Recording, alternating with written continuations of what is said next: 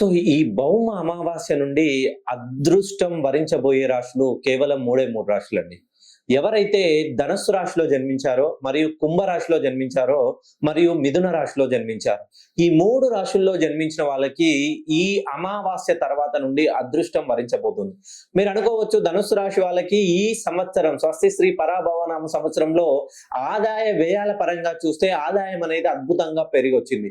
మిథున రాశి వాళ్ళకి గురువు సొంత ఇంట్లో ఉండడం వలన తన సొంత రాశిలో మిథున రాశిలో గురువు ఉండడం వల్ల వాళ్ళకి గురుబలం అద్భుతంగా పెరిగిపోతుంది.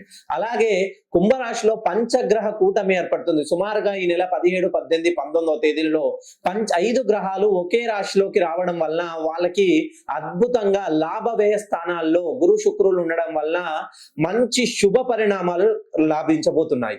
ఎవరైతే మీరు మిథున రాశిలో జన్మించారా, లేదా ధనుసు రాశిలో జన్మించారా, మరియు కుంభ రాశిలో జన్మించారా, ఒక్కసారి మీరు జన్మతః ఈ రాశికి చెందిన వాళ్ళైతే మీరు ఏదైనా వ్యాపారం ప్రారంభించాలనుకున్నా, ఏదైనా ఉద్యోగం చేయాలనుకున్నా, మీరు ఎంత సంపాదించినా డబ్బు నిలకడ లేదనే ఆలోచనలో ఉన్నా ఒక్కసారి మీ డేట్ ఆఫ్ బర్త్ ని నాకు పంపిస్తే మీ డేట్ ఆఫ్ బర్త్ కు అనుకూలంగా మీ పేరుని ఎంత డిగ్రీలకు సెట్ చేయాలో అన్ని డిగ్రీలకే సెట్ చేయాలండి.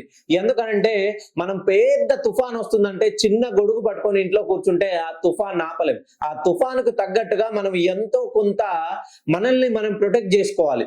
మనకి మనం మార్పు చేసుకుంటానే మన జీవితంలో మార్పు మొదలవుతుంది. ఇంకెన్ని రోజులు ఈ గొంగలి పురుగులా ఉంటారు. ఒక్కసారి ఈ గొంగలి పురుగు నుండి సీతాకోక చిలుకగా అభివృద్ధి చెందితేనే మీ జీవితం రంగులమయంగా మారుతుంది.